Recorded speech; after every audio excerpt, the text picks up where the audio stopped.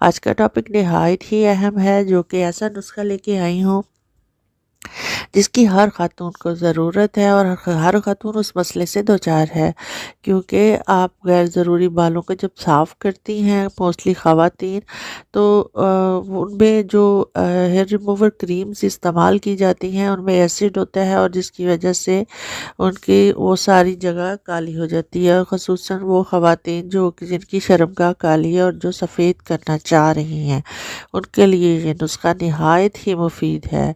आपने ये ज़्यादा चीज़ें दरकार नहीं है करना, आपको ये है कि आपने चंद ही चीज़ें लेनी है जो कि हर वक्त आपके किचन में अवेलेबल हैं, मगर इसमें बाकायदगी के साथ आपने करना है। अगर तो आपको इसका कोई नुकसान नहीं है, अब आपने करना ये है, आपने बेकिंग सोडा लेना है और सफ़ेद सिरका लेना है। इसका आपने पेस्ट बना लेना है, इसको पतला नहीं करना है, इतना पेस्ट बनाना है कि आपकी स्किन के ऊपर ठहर जाए।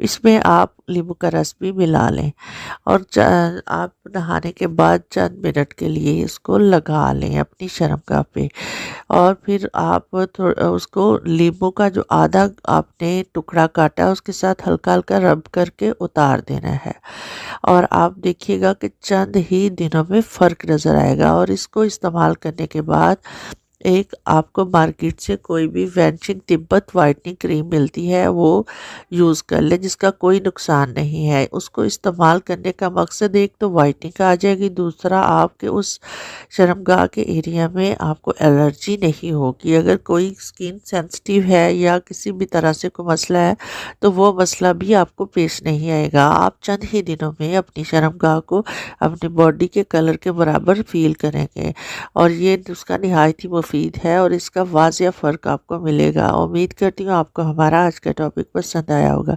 और अगर अभी तक आपने हमारे चैनल को सब्सक्राइब नहीं किया तो ज़रूर कर ले, ताकि मुफीद और मालूमाती वीडियो आपको मिलती रहे। वीडियो देखने का बहुत शुक्रिया।